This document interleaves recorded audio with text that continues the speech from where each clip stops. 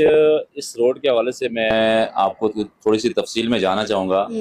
वो तफसील ये है कि इस रोड से हमारे MLA, MPs, वज़ीर-ए-आज़म साहब, तमाम तर लोग यहाँ से शारदा, केल, अड़ंकेल सब तरफ वो जाते हैं घूमने के लिए, क्योंकि नीलम वैली खूबसूरत जगह, अल्लाह ताला ने इसको बेशुमार खूबसूरती से नवाजा है माशाल्लाह, आपने भी देखा। तो सब लोग यहाँ पर घूमने के लिए, एंजॉय करने के लिए आते हैं।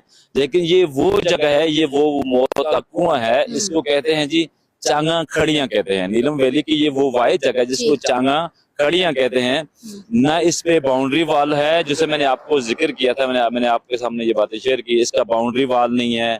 उसके बाद अगर इस रोड को कुशादा नहीं किया जा रहा, क्या वजह, क्या लोगों के पास बजट नहीं है, क्या इतनी अमाउंट नहीं है, क्या वजह है?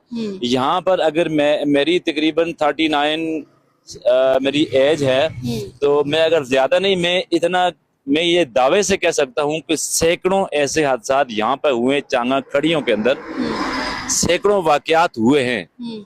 और यहाँ से अगर किसी गाड़ी का एक्सीडेंट होता है, डेड बॉडीज रिकवर करने के लिए या गाड़ी को उठाने के लिए कोई किसी किस्म का कोई हाल तलाश नहीं है।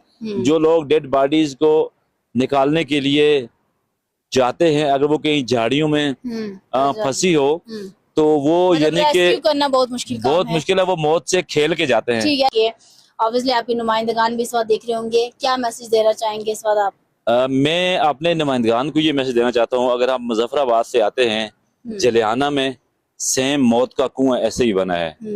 वहां पर बहुत ज्यादा काम करने की जरूरत है। 8 मकाम के पास आते हैं, लाला खड़ियां, वहां पर बहुत ज्यादा काम करने की जरूरत है। और सबसे ज्यादा अगर काम करने की जरूरत है वो चांगा खड़ियों में, जहाँ इस वक्त मैं खड़ा हूँ। ये मेरे घर से दूर है, लेकिन मुझे अफसोस होता है कि जब इतने ये हादसा होते हैं, हर एक